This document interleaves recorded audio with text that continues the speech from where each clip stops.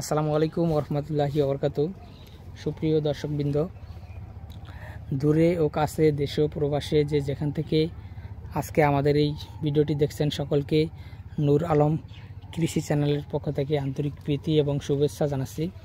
দর্শক, আজকে যে গাছটি নিয়ে কথা বলবো, এটি ইন্দোনেশিয়ান স্মার্ট নেপিয়ার হাইব্রিড গাছ। এটি মূলত শীত, বর্ষা, গ্রীষ্ম যে কোনো সিজনেই আপনারা চাষ করতে পারেন। আর এই গাছটি চাষ প্রক্রিয়া অন্যান্য গাছের মতোই।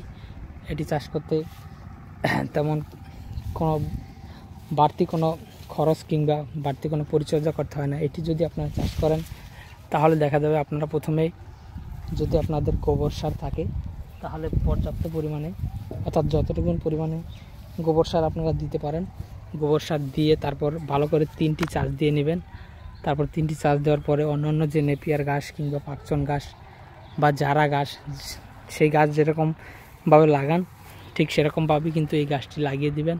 তাহলে দেখা যাবে আপনাদের লাগানোর 7 থেকে 10 দিনের ভিতরেই দেখবেন যে আপনার গাছের কুশিগুলি কিংবা চোখগুলি নিচ থেকে উঠতে থাকবে। তো দর্শক, এই গাছটি আপনার প্রথমবার লাগালে অন্যান্য গাছের মতোই 2 মাস কিংবা তার থেকে অল্প কিছু সময় বেশি লাগে কাটার জন্য, এবং একবার কাটার পরে দেখা যায় এই গাছগুলো আপনারা 40 থেকে 45 দিন বা 60 দিনে গরুর জন্য কেটে খাওয়াতে পারবেন, এবং ছাগলের জন্য আপনারা প্রতি 30 দিন পর পর কেটে খাওয়াতে পারবেন।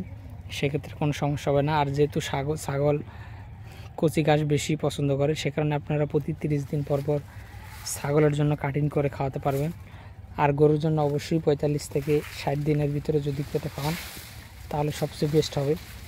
তো দর্শক বন্ধুরা, যারা এই ইন্দোনেশিয়ান স্মার্ট নেপিয়ার গাছের কাটিংগুলো সংগ্রহ করতে চান তারা অবশ্যই আমাদের স্ক্রিনে দেওয়া নম্বরে যোগাযোগ করবেন। সকলকে অসংখ্য ধন্যবাদ।